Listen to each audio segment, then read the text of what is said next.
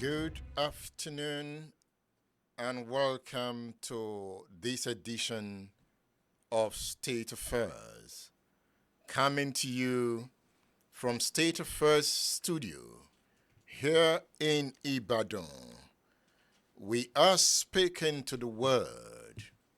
So come join us as we dialogue, as we have a conversation on the issues bedeviling Nigeria's development. I am Edmondo Bilo. I welcome you to this class of politics on par. It is about President Bola Tinubu, the man in the eye of the storm. We will look at him and the issues of the moment. And the main issue of the moment is his academic records. Statements are being made, and the Supreme Court is already preparing to look at the allegations being brought before it. Before we delve fully into the discourse, I need to make this point.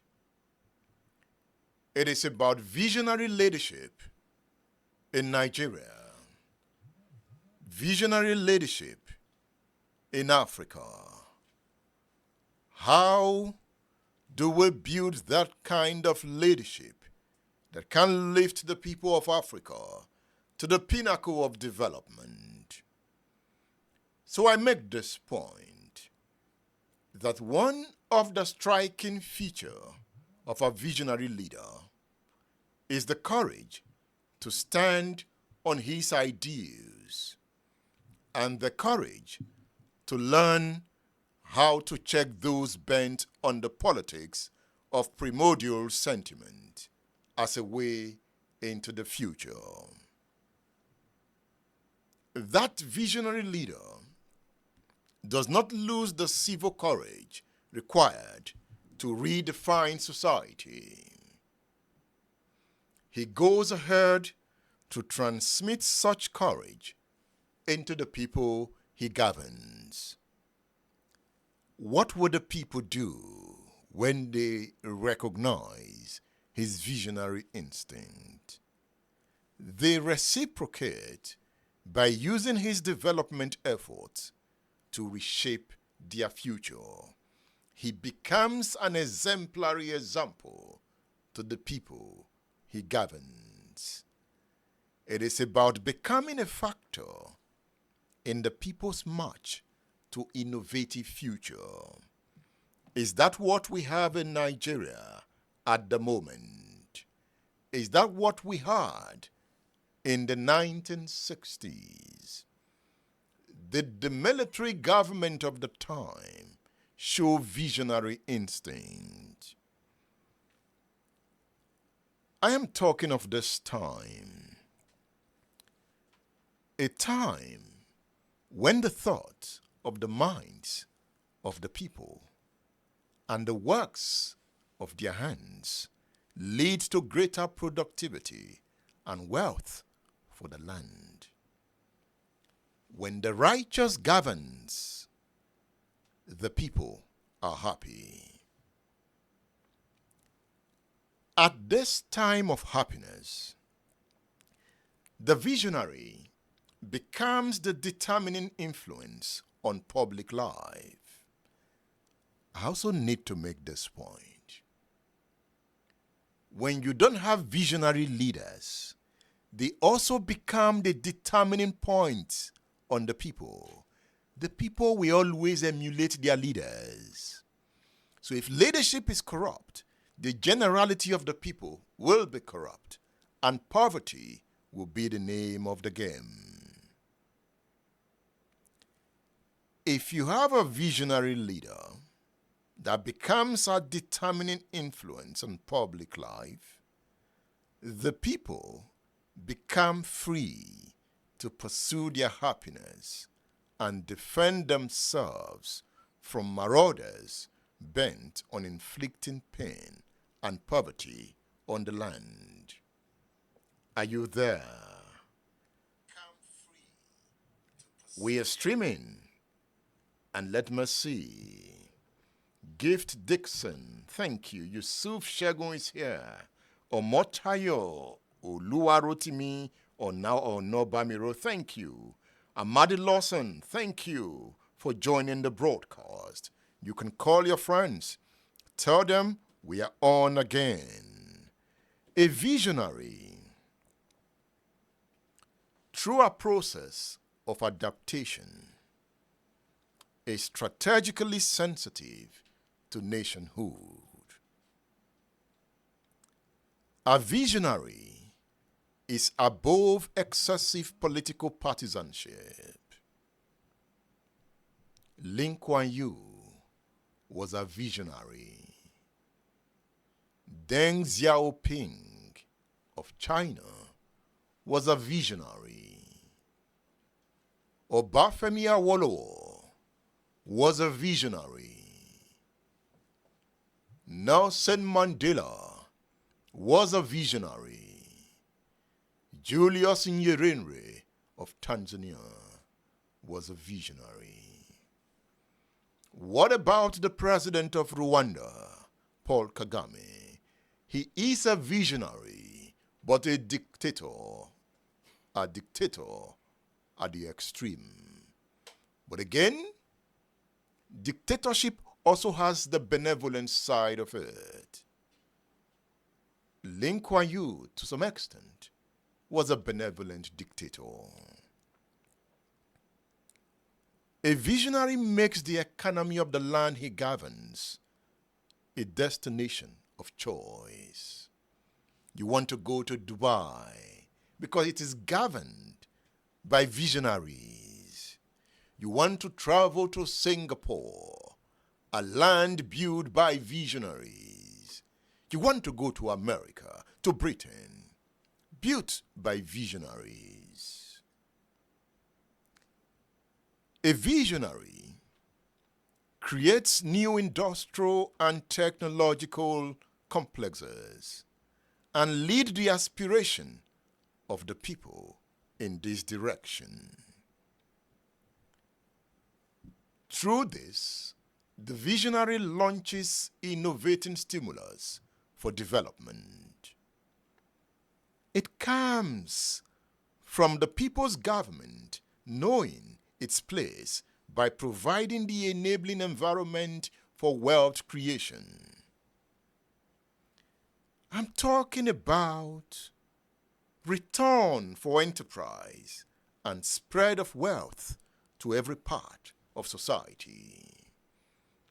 Until there is wealth distribution, there is no visionary leadership. It involves giving priority to public education, transportation, and health services. It involves encouraging cooperation among the various segments of society, leading to social capital. We need to build visionary leadership in all facets of our life, from the family, to the church, to the mosque, to the market. Visionary leadership would do the magic. I dream of a self-confident and outward-looking society that a visionary Nigerian leader can build. That leader that can rise above the insular, xenophobic, tribalistic, and suspicious society others instigate. The time comes to bring the political goodwill and commitment and energies of many people of talent into politics and government. Our society, for too long, fits into the description of Yeats in his poem Second Coming, where he said, "The best lack all conviction, why the worst are full of passionate intensity. Things fall apart. The center cannot hold. Is the center holding in Nigeria? If it were holding, why is Tinubu in the eye of the storm? Let's begin the discourse. I have Chief Funsho Abiri with me this afternoon. Chief Abiri is the president, Nigeria USA Export and Investment Group. He is the founder and coordinator general, special partners of Tinubu Sport. Chief Abiri, it's good to have you on State Affairs. Thank you for having me. How are you today? Great. Tinubu is in the eye of the storm. Yes, as a leader, he has to face that. As a leader, of course. Is he leading us well? He is leading us well. The government has taken off, but it's still a process.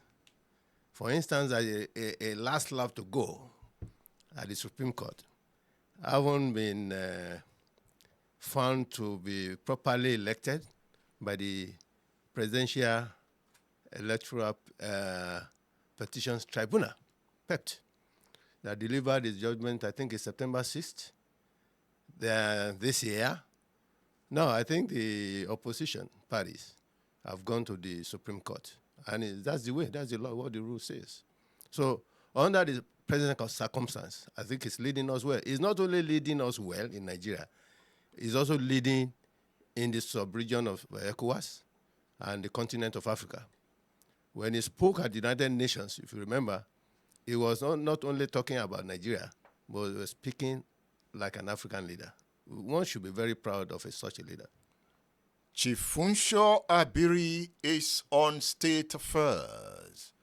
Remember, on Monday, I promised I was going to bring my senior advocates' friends this Wednesday. At the moment, they are saying, Edmond, hold on. The document is already before the Supreme Court. We will not want to preempt the court. Edmond, give us some time. Having said that, the review of that document will continue on State Affairs. On this edition, I'll give you some background before we go deeper into the review. Remember, I started the review on Monday. Hopefully, I should have a lawyer with me on Friday to continue the review. But this is Wednesday, and we are here. Remember, this is test streaming from this new studio. We are yet to announce the regular schedule for the program. But for now, we have agreed that we can be doing 2 p.m. West African time, Mondays, Wednesdays, and Fridays. But remember, on Saturday morning, you will also find me on this page, broadcasting from Splash 105.5 FM, the Integrity Station. As you are watching, Funsho Abiri is not just my guest. You are also part of the analysis. And remember, you can call the studio. We want to hear from you too.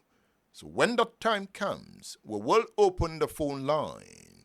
It's about Bola Ahmed Tinubu's academic record. Atiku Abubakar is not taking it lightly. Peter Obi yesterday in a press conference also added salt to injury. Peter Obi, the presidential candidate of Labour Party in the 2023 elections, has called on President Bola Tinubu to tell Nigerians his real name and everything related to his educational character or his educational career. Is there something Peter Obi knows that we don't know? In the words of Peter Obi, Bola Tinubu should have saved the nation and himself this embarrassment and undue anxiety. Obi says Tinubu still holds the nation on the word obligation. Only he can discharge. I'm trying to quote him. He says, I therefore respectfully and humbly call on him to immediately perform a simple task once and for all. He should introduce himself to the nation he governs and to the world for the avoidance of further doubt. What is Obi trying to say? Peter Obi says Tinubu should let the world know his name. I thought his name is Tinubu. What name is Peter Obi looking for? Peter Obi says Tinubu should tell the world his nationality. Is Tinubu not from Nigeria? Peter Obi goes further to make the point that Tinubu should tell the world his place of birth, parentage, primary and secondary schools attended with dates, as well as the actual universities attended and certificates obtained. He should indicate clearly where and when he did his national youth service. Concluding, Peter Obi says, if at any time he had a change of name, he should state it so clearly. Chief Abiri? Yes. I love in PhD. Now, yeah. Yes, you heard Peter Obi there. I heard it. Let me tell you one thing. These are losers, and they are so losers. Those are issues that could have come up even pre-election period, during the campaigns. They should have come out with this. But what we are facing, Nigeria is facing now, is to get out of the Supreme Court and let whoever is declared the winner rule Nigeria. These two gentlemen, the PDP candidate, Alhaji Atiku Abubakar, and the Labour Party candidate, Mr. Peter Obi, they've lost the elections. They went to the tribunal. They lost 100%. In fact, with some costs. They have gone to the Supreme Court. Let them allow the Supreme Court to do its job and come out with it. If there are new evidences that you think are relevant, file it. And just like Atiku has done, I think most of these things they are talking about are just, I just don't know, they are like fishing expeditions. So you have no worries? No worries at all. That Tinubu is not a suspect in all these allegations? He is not a suspect in any way. These are issues that have come up even in the past as regards the same candidate. When he was running in Lagos State, or he has won the election in Lagos State, the issue came out, and Gani Fayemi of blessed memory went to court. What did he come out with? That's a long time now. So now, these losers, and they will lose again at the Supreme Court, are coming up with issues that are not on the burning table, on the burner. The issue that at the burner is you want to prove that you are the one who got elected by a majority of Nigerians. I mean, let's say of quality votes, sort of. And if you have lost out on that, why are you bringing all these strange to law, strange to the issue at hand? Have you seen the deposition document? I've not seen the documents in total, but I've read about it. What do you think? Do you think this is good for the image of Nigeria? The people who are actually causing these discussions or putting this discussion by force on the table of Nigerians and at international level are the ones we should be asking whether what they are doing is good for the nation or they are just being selfish, causing distractions and creating image against the leadership of the country and, of course, by extension, against Nigeria. Because what we should be talking about, things are hard here and there. The economy needs to be improved. And if you look at three of them who contested, they all said they were going to do what the present government has done, the president has done. So if we were going to be doing that, should have been facing the same economic hardship. Instead of allowing the leadership to address the economic hardship, or let them put in alternative policies that government should follow so that things can be better for Nigerians. Those are the things I would have been expecting them to be doing. Not talking about issue of his parent, his certificate. Okay, look at that. What happened? Chicago State University has confirmed that he came to their school. He graduated from the school. What else do you want? Now the deposition you have submitted even to the Supreme Court. So let's see the result of that at the election. Because at the Supreme Court, can they go anywhere with that? Those are arguments that are outside your challenge about the election. So I see they just want to be relevant and be heard at all times to please their sponsors, whatever. I'm getting some comments here from the listener. We'll begin to look at them. Omotayo Oluwarotimi Onabamiro says Chief Abiri should not call them losers, but he could just discuss the politics. Do you insist they are losers? Haven't they lost elections? They are challenging the loss that they won. If that's the issue, let the Supreme Court decide. Why deviations here and there? So you believe the Supreme Court will give the right judgment? I believe so. I have absolute trust in our judiciary. They've done so far so well. Chief Abiri is the founder and coordinator general special partners of Tinubu. He is our guest on State Affairs. Let's walk down the memory lane a bit. Bola Tinubu of the All Progressives Congress, APC, was on the 1st of March 2023 declared the winner of the February 25th presidential election, organized by the Independent National Electoral Commission. Tinubu scored 8,794,726 votes to defeat 17 other candidates in the election. He scored the constitutionally required highest number of votes and also scored over 25% of the votes cast in 30 states, more than the 25 states constitutionally required.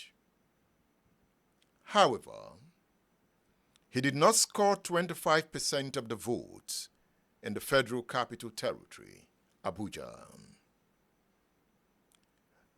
INEC Chairman Mahmood Yakubu, who announced the final results, said Atiku Abubakar of the PDP polled 6,984,520 votes to come second in the election. Peter Obi of the Labour Party came third with a total of 6,101,533 votes, while Rabiu Kwakunso of NNPP came fourth with 1,496,687 votes. Only the top four candidates won the presidential election in at least one state. Tinubu, Atiku, and Peter Obi won in 12 states each, while Kwakunso won only in Kanu. Tinubu's victory has since been challenged by Peter Obi and Atiku Abubakar. One issue they brought before the Presidential Election Petition Court was Tinubu's drug money forfeiture in the United States. Only one man, drug forfeiture, money. One man, age discrepancies. One man, not sure of the secondary school he attended. One man suspected to have used the result of a female to gain admission. Is that not too much for one man? It's a challenge a politician of that high standard can face at all times or may face at any time. So one is not bothered. We know that Tinubu, in fact, is the most qualified, is the best of the three. Best of the three, I mean, in all fronts. And initially you were talking about visionary. Out of the three, is the most visionary, going by the antecedents. What makes him a visionary? In Lagos State, for instance, he has shown that he's a visionary leader. What they are even achieving in Lagos State now can be seen to some of his visionary policies and strategies that they have mapped up over a period of time for achievement in Lagos State. How do you measure achievement? Achievement is by Human Development Index. Yeah.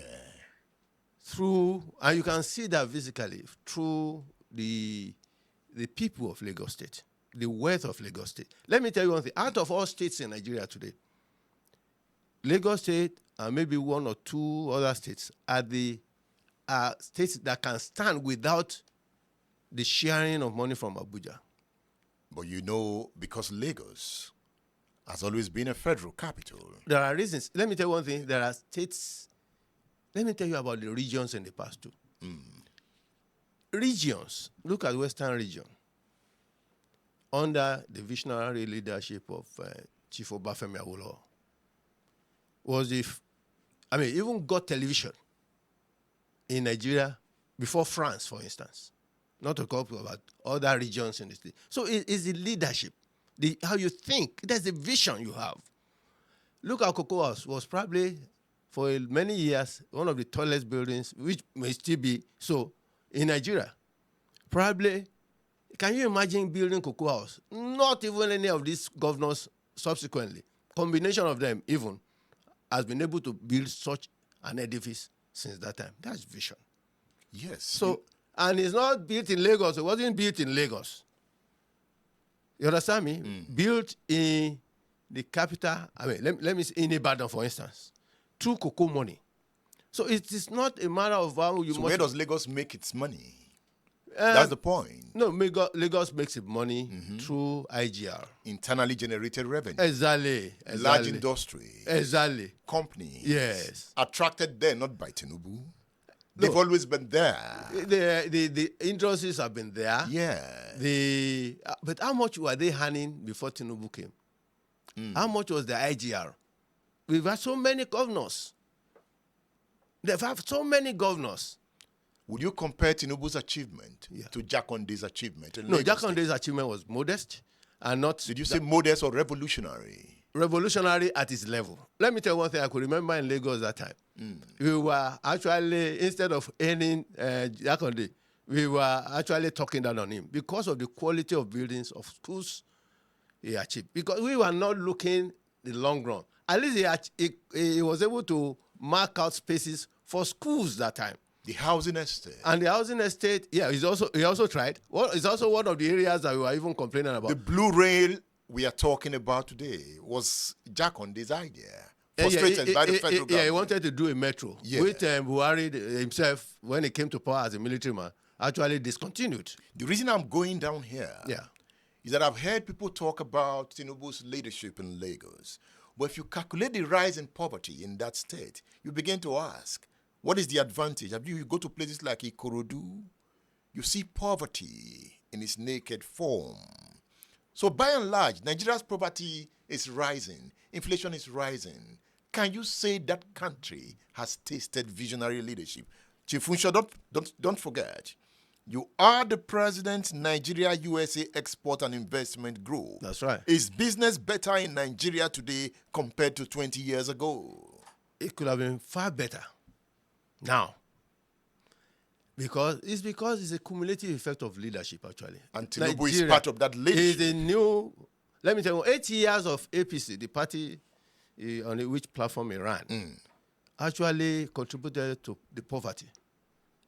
level. And Tinubu should 8 not be years. blamed for that.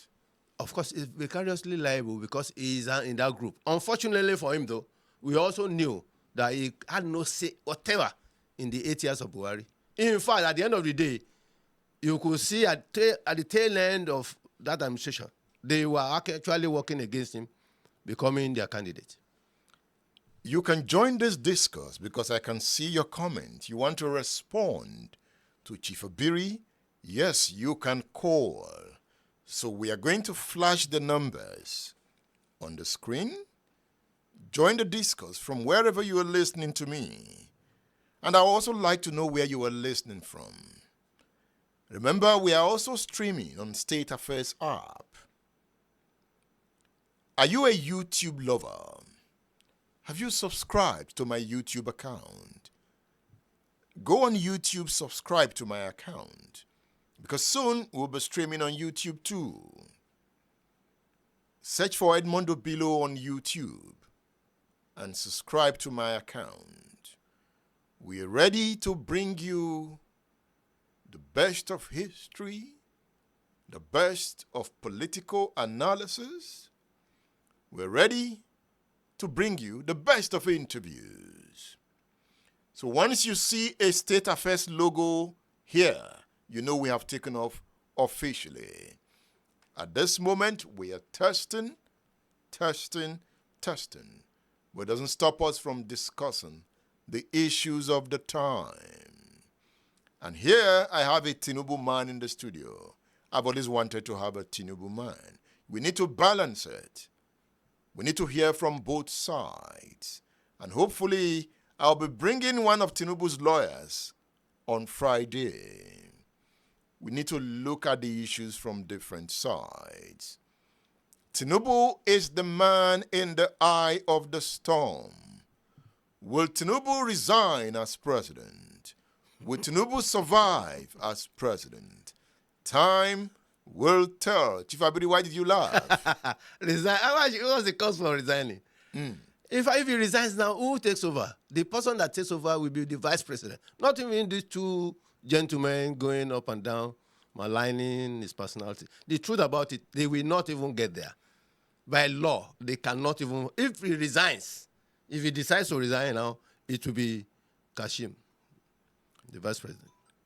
Let's look into Tinubu and ask the questions.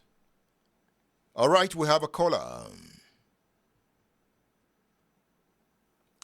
Hello. Okay, just keep trying. Bola Tinubu of the All Progressives Congress APC, like I told you, was declared the president by INEC, and he was sworn in on the 29th of May. Let's use Peter Obi's case against him at the Presidential Election Petition Court as a case study. Bola Tinubu forfeited 460,000 US dollars to the governments of the United States of America in 1993. What was responsible for the forfeiture? Remember, this is one of the cases that the Supreme Court will be ruling on. So I'm refreshing your memories. What was responsible for the forfeiture? The question arises from a petition filed by Peter Obi, the presidential candidate of Labour Party in the last election. Obi and his party argue that Tinubu of the APC, having been involved in drug dealings in the United States, was not qualified to participate in the election. Obi and his party argue that Tinubu, the presidential candidate of the APC, was not qualified to participate in the election. Obi's petition is against INEC, Tinubu, Shatima, and the APC.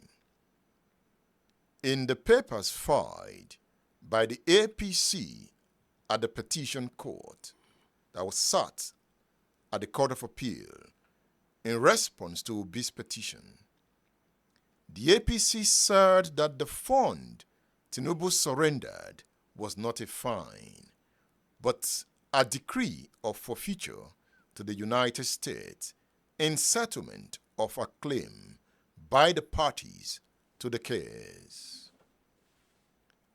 Remember, you can always join by calling. The numbers are on your screen. Join. Let me hear from you. Chief Funsho Abiri is my guest. Still looking at Obi's petition.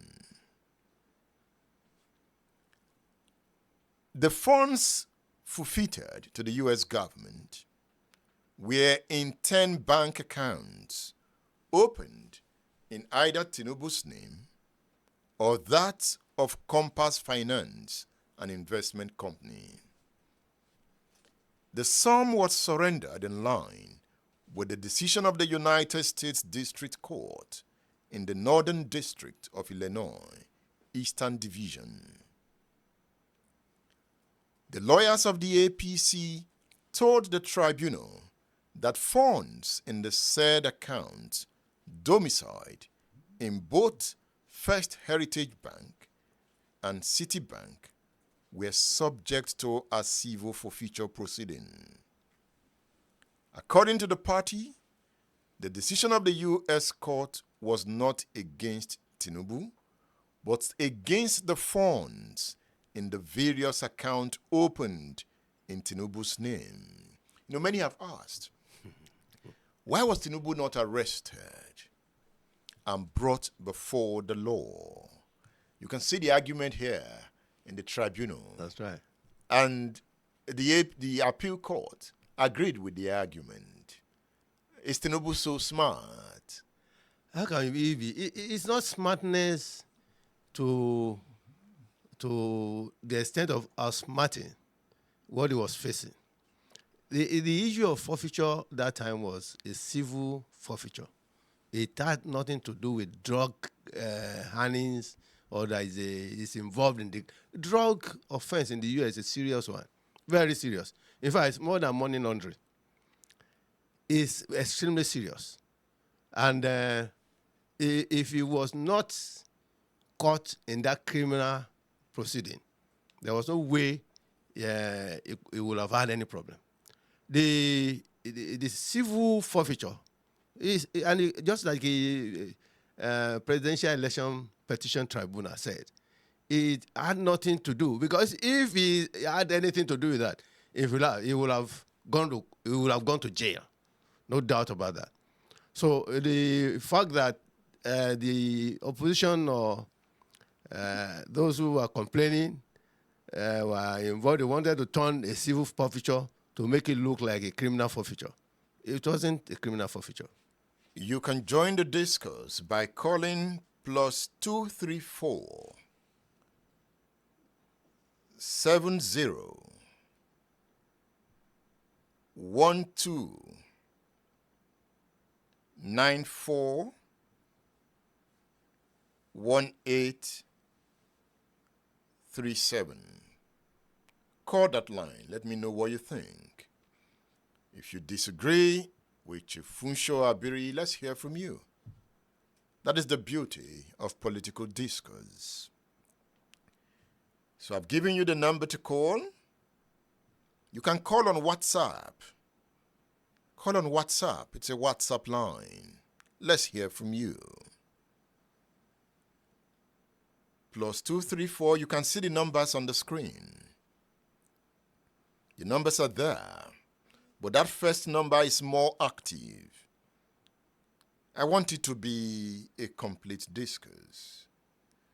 So call +234 70 129 41837. So we are ready to pick your call. Let's look at raw politics in Nigeria. What do you think Atiku is up to? What I guess Atiku is up to is that he knows he will not win this one, Okay. no matter what. But he's trying to run down the president because he will have to contend with that in 4 years' time. When he hopes to run again, he's good at running for elections. Atiku hopes to run again? I guess he wants to run again. The way he's taking things, it's like trying to discredit the president ahead of that would be 2027, right? Yes. Yeah, that's what I think he's up to. And he has also said during the press conference he had that he Go ahead. is ready to go and sleep after the tribunal. But before then, he wants to do so much damage. That's why he's digging deep on, like people, even the president said it as an fishing expedition. So is he exerting that damage? It's exerting lies that we cut up with truth. So that damage, is it hard? Okay, we have a caller. Hello. Yeah, hello. Hello, can you hear us? Yeah, I can hear you very loud and clear. Please make your point. Where are you calling from? Yeah, this is George. I'm calling from Ojo. I'm in Lagos. Go ahead. Hello? Yes, go ahead. Okay. Yeah, please, I would like to pose a question to the gentleman in the studio with you. I believe if it was said that the president forfeited money to the United States of America, please, could he please state what the forfeiture was for? He said it's a civil forfeiture. Civil forfeiture for what? Was he dashing money to the United States as in he has become so rich that he just wants to dash money to them? So what was actually the forfeiture for? He said it's civil. Civil in what sense? Is there a case or no case? Or they just got his bank account and decided to take money and he decided to dash them the money? So what was actually the money forfeited for? I would like him to mention it. No, I have mentioned it myself. I spoke about it. It was a drug money forfeiture. No, the gentleman in the studio said it wasn't related to narcotics. I heard what he was saying. No. That it wasn't related to narcotics or drug dealing, that is a very serious offense in the United States, but that it was a civil forfeiture. But he didn't want to mention what the forfeiture was for. I want it to come from his mouth. Okay. Let him mention what that forfeiture was. Chief Funsho Abiri. You see, as I read, because I'm not a lawyer myself, that's what I read. I read the judgment of the tribunal, Presidential Election Petition Tribunal, that talked about civil forfeiture, and that if it had been a criminal forfeiture, it would have been a case. He wants to know, was it about drugs? That's what he wants to know. The matter of civil forfeiture, of course, came out during the drug cases. Okay, drug cases. Yeah. So are you fine with that answer? That means the money was related to drugs. Is that correct? Yes. Okay. That means our president knows something about the United States. All right. Okay, thank you. Thank you. Thank you for that call. We're expecting more calls. Let's look at the judgment. Let's see what the appeal court said. The tribunal heard that President Tinubu's $460,000 forfeiture to U.S. government was not a criminal case, but a civil forfeiture. It said the petitioners failed to establish that the president was criminally charged, fined, convicted, or served a prison sentence in the United States. The tribunal ordered that Tinubu was cleared of drug-related crimes in the U.S., ordering that even if it was a criminal conviction, the Constitution only talked about 10 years within the time of conviction. Since the forfeiture happened in 1993, the tribunal ruled that Tinubu was qualified to contest the 2023 election. Remember, this is a class of politics and power, looking at the issues and providing the analysis. All right, we have another caller. About 10 years within the time. Hello. Hello. Can you hear Hello? me? You don't have to Is that listen the- to me if you want me to hear you. You just turn Is down that the the- volume of what you are listening to. Okay. Please, is that the state affairs? Yes, this is State Affairs Studio. Okay, at Ibadan. Please, I want to contribute to the topic they are discussing right now. Go ahead, make your point. I'm calling from Ondo. Good. Hello. We can hear you. Can you hear us? Okay, it seems you are fiddling with your phones. All right, we'll let that caller go. So when you make the call, turn down the volume of what you are listening to avoid interference. And let me also tell you, because we are streaming, there might be a delay. What you're hearing from me directly through your phone might be faster than what is coming out from your system. So to help you, you lower the volume of your phone or your laptop and then make your comment. The lines are there. You can always call.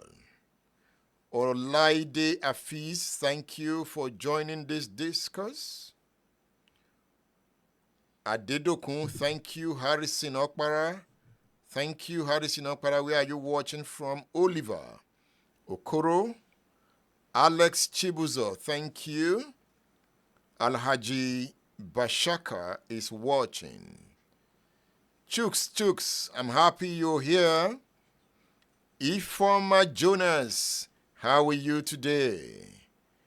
Uwazoke Chukura MC Donald, thank you. Messi Ogbebo is watching. I'm happy you're here watching. Kunle Abubakar, Lamin Balajo. So we have different persons. Andrew Declan. Francis is watching. All right, we have a caller. Let's hear from you. Yeah, hello? Hello? Yeah, the caller that called before the last caller. All George. right. I don't know if the discourse has to do also with the current Atiku findings from the Chicago State University. Yes, So this topic covers that. yes, it's part of it. Okay. I would also like to put a question through to your guest in the studio, Mr. Abiri. I don't know if he is very close to the president, or maybe he, as a member of the party, amongst the APC group, aware about our president's educational background. For clarity's sake, and in order to save us from some sort of national embarrassment, because from the findings of the Chicago State University, we can only trace the president's certificate from his secondary up to his university degrees. So if he can possibly give us a little detail about his details from the secondary, which has to do with our own nationality, which has to do with the government college he attended, down to his primary. So at least we forget about it at Toronto, Chicago, whatever, in the U.S., and come back to our minimum qualifications for contestation of any electoral office in this country. So that at least that one will be able to clear us of all these ambiguities we are seeing in the U.S. and all that, because this is causing us national embarrassment. So maybe they have gotten some kind of information from the president as regards to his elementary or secondary qualifications, so that we can make do with that. I think that's okay for somebody to contest for the highest office in this nation. Thank you very much. Yes, Chief Abiri, we have spoken about this before his question. Yeah. However, let me clear a point. Are you a member of APC now? I'm not a member of APC. You are just a lover of Tinubu? Let me tell you one thing. As at the time we even started that formation. We will have gone with him to any party that he will emerge from. Okay. We know he's the best, as at that time, even now, for the presidency. And any platform will have been good for us, and we will have gone there, and he'll probably win too. Okay. If we were to face this same set of people, we will have won. I'm telling you. So I'm not a member of APC. So you will not be able to answer some of the questions he has raised. Yes, but I think it's like you bringing in your own perspective to issue. The perspective he did not submit his O level or A level for INEC. And the question Atiku is talking about is whether he graduated truly from Chicago State University, which he has been able to prove. Let's look at what the presidential election petition court said. Because one of the petitions brought against Tinubu was about his academic qualification. Just that the documents Atiku have now, he did not tender those documents before the petition court because they were not available at the time. So the argument is that will the Supreme Court admit documents that were not tendered before the appeal court? Oh, you can't bring strange things now at this level. No, there are possibilities. I've listened to lawyers. So it depends on the side you belong to. For elections, you cannot do that. No, you depend on the side you belong to. They should cite a case. You are not a lawyer. I'm not a lawyer. Yes, they have cited some case. Okay. Let's listen to Atiku Abubakar's lawyer. Kalu, if you can still find it, you can find it in the folder of October 7th. While you look for it, some lawyers said it can be done. There were situations the Supreme Court admitted new documents, new facts. So we'll be waiting for the Supreme Court to see. Even with the fact that they have added now, that fact is still in favor of Tinubu.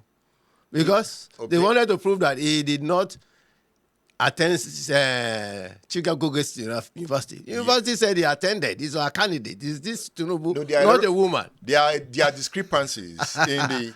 Because even by Friday, we'll be looking... Even the Chicago State University perhaps is even hiding something. There are loopholes in the deposition. But we'll begin to look at that on Friday. And the tribunal heard. Okay, we have a caller. Hello. Okay, let's listen to Kalu, and we'll be back.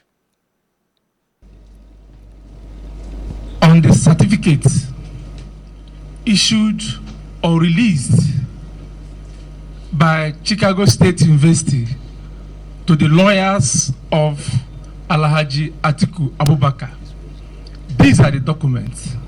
One, that Bola Ahmed Tinubu forged the certificate he presented to INEC. That's one. Two, that the qualifying certificate from Southwest College to Chicago State University bears a female, indicating that that document does not belong to Bola Ahmed Tinubu. Three, the Chicago State University admission application form has a claim that Bola Ahmed Tinubu attended Government College, Lagos, and graduated in 1970, when indeed the school was established in 1974. The same document has it that the owner of that document is a black American, and the document Bola Ahmed Tinubu submitted to INEC, he denied having dual citizenship, which means it does not belong to him. Then the same document, oral deposition, says that the Bola A. Tinubu is Ahmed, but the NYSC certificate Bola Ahmed Tinubu submitted to INEC has Adekunle. I don't know where the Adekunle and the Ahmed emerged from. So On the second arm of your question, of what use will it be in the Supreme Court, it is very, very clear that from decided authorities, the Supreme Court has held that they can accept a party to adduce fresh evidence as long as certain conditions are met. And from what transpired in the proceedings in U.S. courts, that condition has already been met. So, as we speak, our law is very clear that a party at fault cannot be allowed to enjoy the fruit of his illegality. That is our answer to your question. Thank you. State Affairs with Edmondo Bilo is live.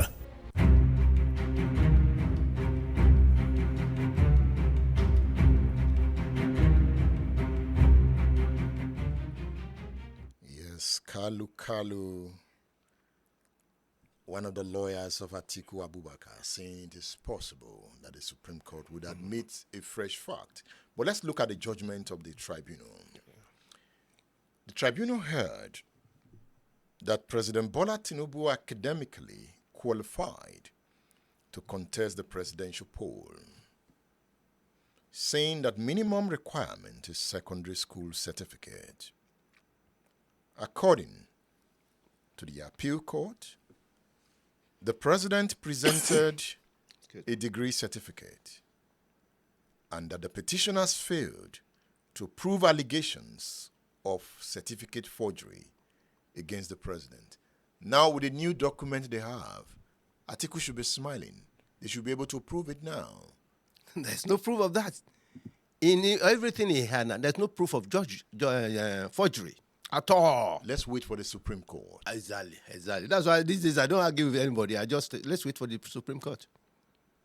And if the Supreme Court, because I'm also asking, I'm measuring the temperature of the land. That's right. Are you measuring the temperature of the land? Yes, I am. Everybody should be. So what is your thermometer reading? It's reading that Tinubu will come out of it. And that the people are happy with him. No, people smooth. It's not good, actually. Not good because of the distraction that we are seeing happening to the president. And of course, it's not that it shows that anybody who cannot concentrate on the job for which he has been given, how the best cannot come out of that. That's why we're saying that. In fact, I was asking somebody yesterday, when is Supreme Court delivering judgment? The earlier they deliver judgment, the better for the country. So we should be asking the opposition, Alhaji Atiku and Mr. Peter Obi, to allow the country to move forward and stop being selfish and causing unnecessary distraction for the leadership that we have now. It's the best out of the three of them. I have a book. All right. We have a caller. Hello. Yeah, hello. Good afternoon. Hello. Yes, good afternoon. Right on. I'm Majimiteme Buluba calling from Germany. Right on. All right, Mazi. We are good to hear you. Yeah, thank you, sir. Please, the gentleman there, I just want to tell him something. I don't know. That for me, I believe it's not doing any good to Tinubu. It's not doing any good because what he's saying, for me, it's not making any sense. It's not making any sense. Choose the right word, please. Choose the right word. Let's choose the right word. Sorry for being. All right. So I just want to say it straight the way it is. I'm not willing to offend no one. You understand? But he's saying people are happy, or what he's saying now that okay, we can be drug addicts or drug pushers, and then we are okay as far as we are not caught on the act. This is not normal. It's not normal. What do you It's not want? normal. What do you want to happen? What are your expectations? My expectation is for Nigeria to have a very good reputation, because outside Nigeria, you see the way we became laughing stock in the outside the world. They are laughing at us, my brother. I'll tell you this in both you. They are laughing at us. How? Have you seen them laughing You at don't you? know. You You don't live know in his Germany. primary school. This primary school he attended, nobody knows. Nobody knows. Nobody knows his age, his real name. This is not good for the optics, because we're But his just name is looking at it. Tinubu. His name is Tinubu, Bola Tinubu. Yes, yes. Okay. So we know his Okay. name. We are. Do you Yes, know sir. another? Do you know another name that you want to tell us? When we see his university, the name he used in entering into the university, you can't. You guys, you have it because you have read it already, and you see the Yes, we have names read that's it, there. there is You see Bola the and names. there is Tinubu in those names. But now Peter Obi Yes. is insinuating something else. That before he became Bola Tinubu, he had a name. Let me interpret Yes. what Peter Obi is trying to say in his press Okay. conference. Yeah. That he was not Bola Tinubu at some point. That at some point he took the name Bola Tinubu.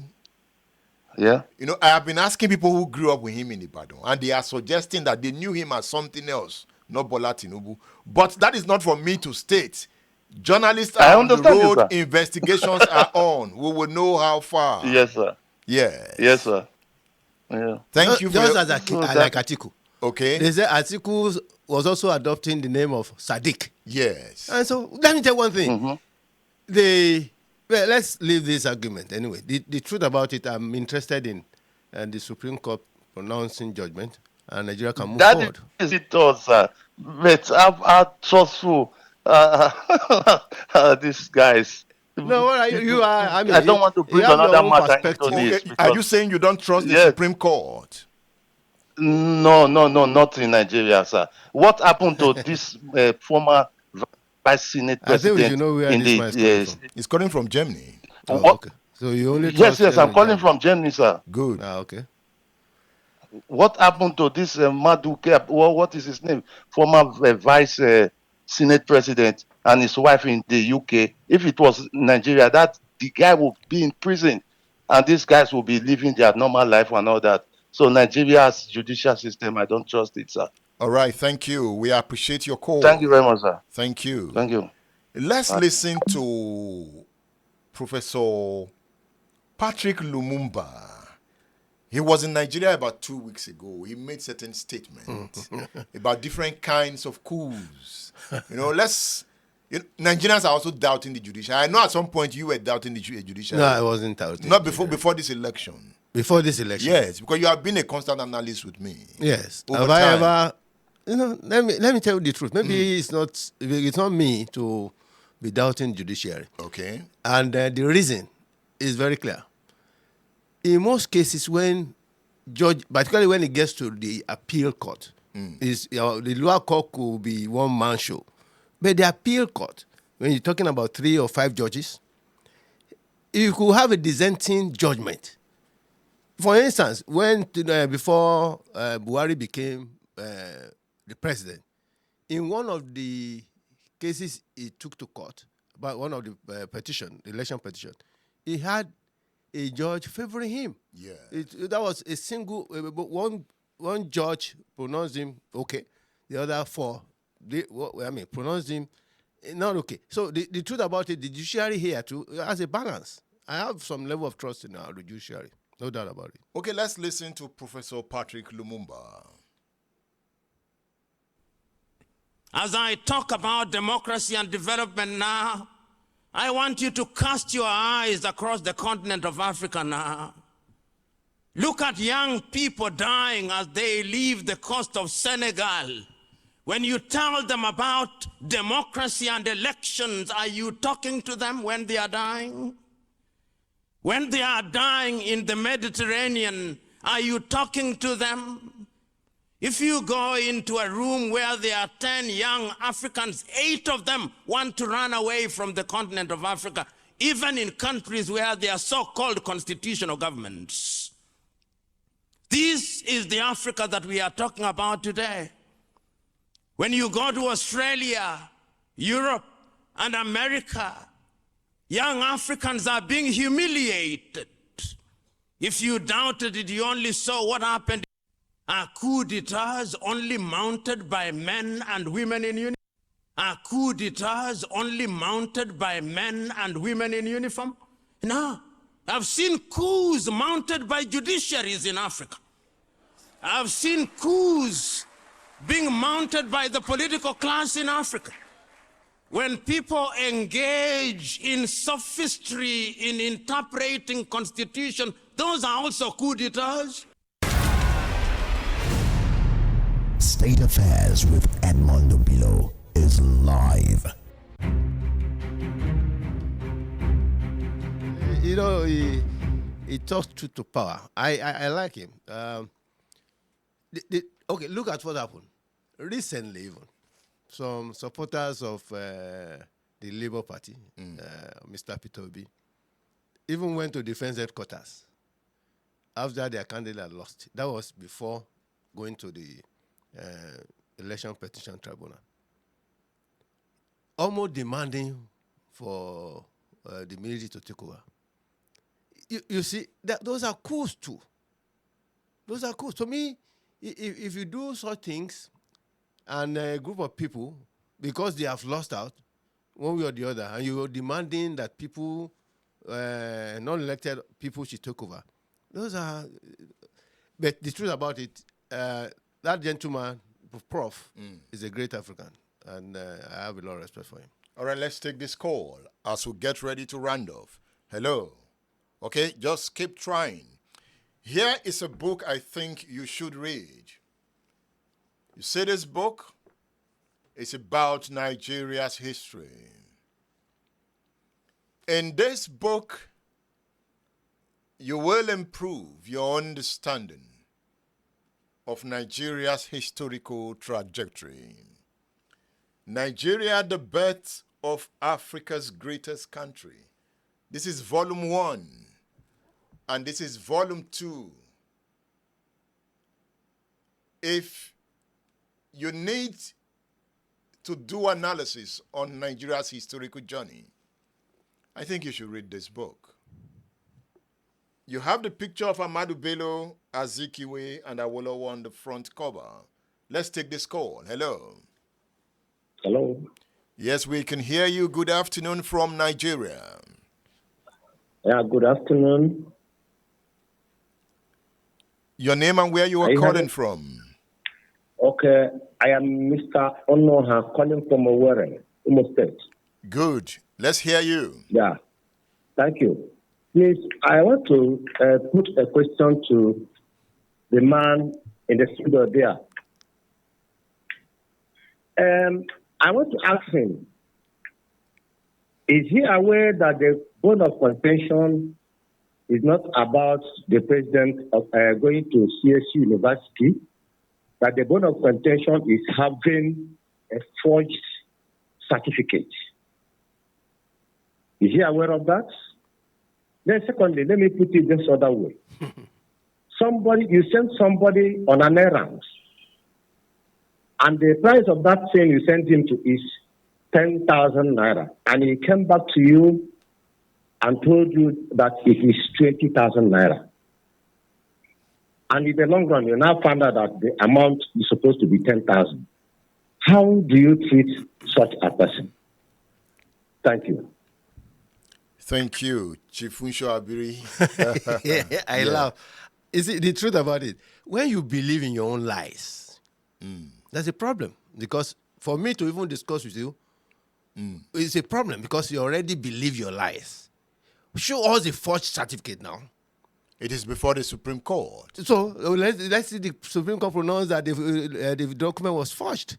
Before you can say something was, show us the one that was supposed to be the original and the one presented to the INEC forged. That's not true. That's not true. All right. I'm still talking about this book, and you can still call. Let's hear from you. Okay, we have another caller. Go ahead. Hello. Let's hear from you. Yeah, hello. Yes, good afternoon Yeah, from Ibadan, Nigeria. hey, good afternoon. My name is Bayo. I would like to contribute to the program right now. Bayo, the ball is in your court. Oh, thank you. I can see most people commenting. It seems they've come from one biased view, so to say. However, to me, if you check the BBC report this afternoon, you could actually Google it and see the report saying the Tinubu has not got a forged result. So it's live and direct there, if you can check. So I don't know why people are. It's just so funny anyway. We should be enlightened. If they said they won the election, it's fine. Let them go to court, fight it out. However, if you're not taking substance from the election, you're just talking about maybe the personality, so to say, what you didn't present during the so-called tribunal. So why are you shouting now? So for me, look at Hello, are you still there? Thank you. Hello, Bayo? Hello, I'm here. Okay, continue. Hello. Continue. Can you hear me? Yes, I can hear you. Yeah, I've made a lot of analysis, like BBC report. Oh, no. Hello, that BBC report, if you check BBC like 3 hours ago, you just Google the BBC report on Tinubu, they did mention they've assessed the what's it called the results, and they could come to conclusion that he didn't forge his result from CSU. It's live and direct there. If you could Google it. Yes, I'm trying to get that report, and I will find it. So now I can't confirm it, but thank you for your contribution. Thank you. All right. Thank you, Bayo. We appreciate your call. All right, we have another caller. Make your point. Hello. Hello. Good evening. Your Can name? you hear me? I can hear you. Yes, my name is Chukwemeka. I'm calling from England. Good. Please, I want to ask your guest in the studio, is it a crime to have a gray hair in Nigeria? Does gray hair come with great lies?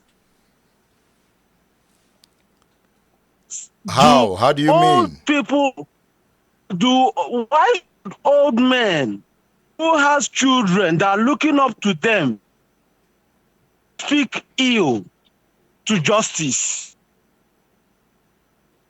The man sitting right before you knows that the original name of Ahmed Bola Tinubu is Amuda from Ibadan. He took off, that was his original name before he picked up. Where did you get that from? What? You go back and dig up your history. See, listen, people should remember that gone are those days whereby you sit down and wait for 4 o'clock news to come. People now go out, use their phone to collect information as far as Israel, Pakistan, and all other countries. 2, I want to ask him, in the next 20 years, I hope he will not be angry when the younger generation will stand him in front of a white man and be auctioning him for 50,000 naira or for 10,000 naira less. I hope he will not be angry. Why should that happen? Because what we are learning from him, when we modernize it with the speed, with maybe 10G network, by that time, he will be able to understand what we are crying for now. Thank you. Any Nigerian youth that cannot stand and say, and come to his father and tell his father that, father or mother, you supporting evil, teaching us evil, will do you more harm than good, because you are aging, and we are the younger generation is getting this country into more evil, because where we are today, No foreign investor is coming to Nigeria. I told you in your last program that Naira is going to hit, £1 is going to hit 1,005 to 2,000. Yesterday, dollar is now 1,025 Naira. Before the week runs off, it will hit to 1,200, and from 1,200, we are approaching 2,000. No economic policy. Nobody is ready to talk truth. We are talking about ethnicity. If you are buying a flight ticket flying from Nigeria to England, you are going to pay the same amount as an Igbo man. Stop seeing it as an Igbo thing, an Atiku thing. Nigeria is finished. You people are holding Nigeria at a ransom. All right. No, Tinubu cannot die for one man. Tinubu has had it all. Tell me, you had free education, you have free food, you have free life, you enjoy electricity. As a child, I was told that by the year 2000, Nigeria will be better. No. I was told that 2010, Nigeria will be better. No. I was told by 2020. No. Now I'm approaching 40. I achieved nothing from Nigeria. Tell me why NYSC. How can Tinubu attend NYSC? When did one introduce NYSC? All right. Please you have made your answer point. me that question. You have made your point. Thank you. Thank you. Chief Abiri. Yes. Wow. You listen to him. Yes. You have anything to say? He's believing in his own lies. Did anything come out about NYSC? So you can see the way he's thinking. So the best thing is not to argue with somebody who believes in his own lies. But do you believe the Nigerian leadership has done well? Nigerian leadership in the past has not done well at all. We are supposed to be better than where we are now. But this is a chance to move forward. Under the leadership of President Bola Ahmed Tinubu, Nigeria will be greater. It's a matter of time. Look at this book. You get this book on udarabooks.com. You can also get this book through the numbers flashed on the screen. Remember, those numbers are Udara Books numbers. So sometimes when you call to have a private discussions with me through those numbers, you won't be able to get me. Except you are lucky I'm holding the phones, but I don't hold those phones. They are mostly for Udara Books. Why the 999? You can reach me more on the 999. That's 999. But the first number is for books. So if you want to buy books, contact that number or you go on the website. Nigeria, the Birth of Africa's Greatest Country, Volume 1 and Volume 2.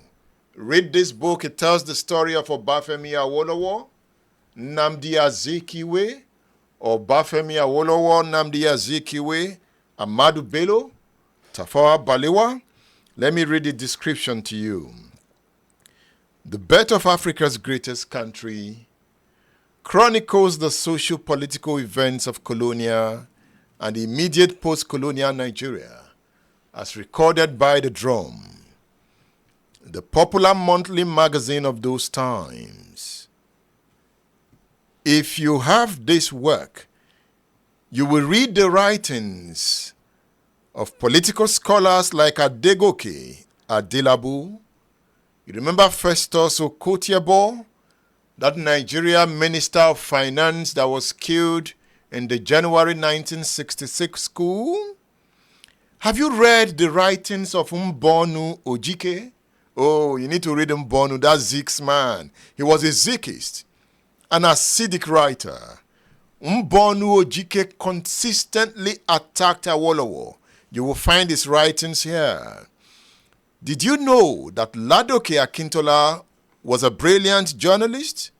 He was the premier of the Western region, and he was one of the leaders that was killed by the coupists in 1966. You will read Michael Okpara in this work. You will read the works of Antonia Nahuru, Nnamdi Azikiwe, Obafemi Awolowo, Ahmadu Bello. They wrote here. If you are interested in scholarly writings of these men, you would find them here. Nigeria, the Birth of Africa's Greatest Countries. And you can see some other books on the table. Look at them. These books are available on udarabooks.com. And what does reading do to you? Reading opens the mind. Reading allows for critical thinking. The reason I always recommend books, the reason I talk of udarabooks.com.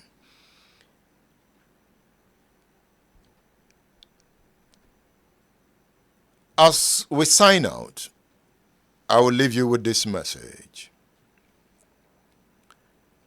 We stand at a crossroads, facing formidable challenges that threaten to hold us back.